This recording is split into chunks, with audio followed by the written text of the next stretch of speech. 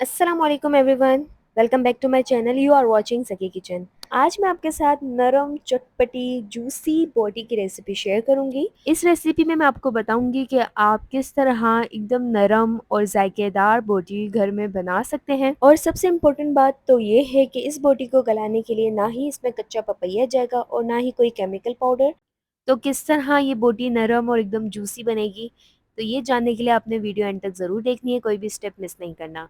तो चले आएँ रेसिपी बनाना स्टार्ट करते हैं। लेकिन इससे पहले अगर आप मेरे चैनल पर नए हैं तो चैनल को सब्सक्राइब कर दें, बेल आइकन को क्लिक कर दें ताकि आने वाली मज़े-मज़े की रेसिपीज़ की नोटिफिकेशन आपको मिलती रहे।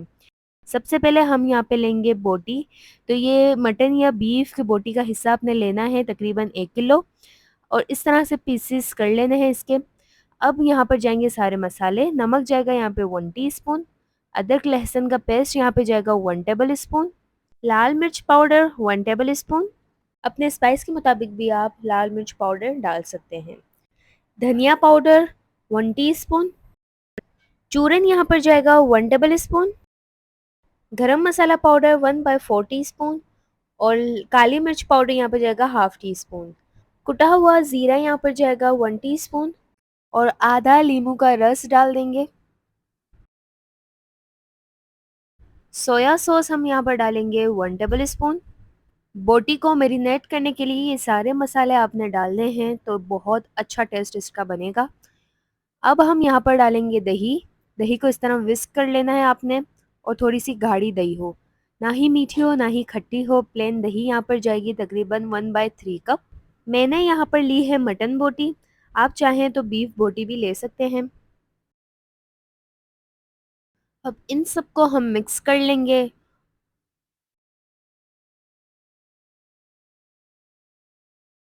मिक्स करने के बाद हम इसे कवर करके 2 से 3 घंटे तक रूम टेम्परेचर पर रखेंगे ताकि जो बोटी वो अच्छे से मैरिनेट हो जाए।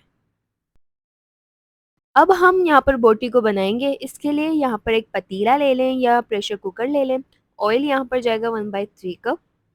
ज़ीरा यहाँ पर जाएगा हाफ टेबल स्पून। ज़ीरे को थोड़ा हम गरम कर लेंगे। अब यहाँ पर जाएगा प्याज, तकरीबन एक छोटी प्याज हमने चॉप करके इसमें डाल देनी है और इन्हें थोड़ा सौते कर लेना है। अगर आप प्रेशर कुकर में इसे बना रहे हैं तो तकरीबन 15 से 20 मिनट की सीटी पर बनाइएगा। तो यहाँ पर मैं बना रही हूँ पतीली में। यहाँ पर सारी मैरिनेटेड जो बोटी थी वो चली जाएगी। इन्हें हम दरमियानी आंच पर खूब भूनेंगे तकरीबन 2 से 3 मिनट तक, ताकि जो बोटी पे मसाला है वो अच्छे से चढ़ जाए। देखिए इस तरह से 2 से 3 मिनट तक आपने भूनना है, तो बोटी जो है वो पानी छोड़ेगी। तो एक्स्ट्रा कोई पानी अभी तक मैंने डाला नहीं है इसमें, बस इतना आपने भूनना है। अब तेज़ आंच पर यहाँ पर पानी जाएगा तकरीबन 2 ग्लास। अब इसे कवर करके स्लो आंच पर हम पकाएंगे 1 से 2 घंटे तक, और बीच बीच में हमने चेक करते रहना है। इसे जब तक पकाना है कि इसका पानी सारा जल जाए। यहाँ पर बोटी को पके हुए तकरीबन 1 से 2 घंटे हो चुके हैं, पानी सारा खुश्क हो चुका है। इसे थोड़ा-सा मिक्स कर लेंगे। तकरीबन हमारी यहाँ पे बोटी तैयार है। देखें इसी तरह बिना किसी कच्चे पपैये या कोई पाउडर के आराम से आपकी बोटियाँ गल जाएंगी। गार्निश करेंगे हम इसे फ्रेश धनिया से। चॉप किया हुआ फ्रेश धनिया डालना है तकरीबन 1 मुट्ठी, और 2-3 हरी प्याज हमने चॉप करके गार्निश कर लेना है ऊपर से।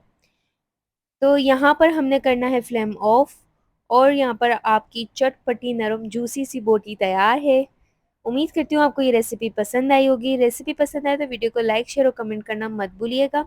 गर्मा गर्म आप इसे सर्व करें रोटियों के साथ, और मुझे बताएं कि आपको ये रेसिपी कैसी लगी। रेसिपी को आपने ज़रूर ट्राई करना है और मुझे फीडबैक देना मत भूलिएगा। तो ये रेसिपी को तो ट्राई करना ज़रूर बनता है।